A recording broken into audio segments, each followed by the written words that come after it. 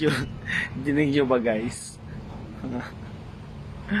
So sobrang lakas lang impact ng ano nila, pagbutas nila dun sa kalsada. Oo, kapag yung ulo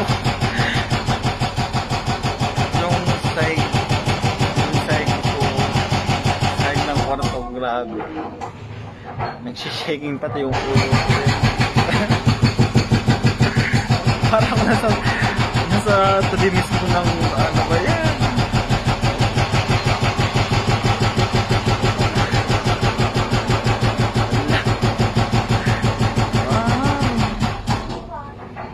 Ang ganda-ganda pa ng kalsada. Pinuputos na naman nila.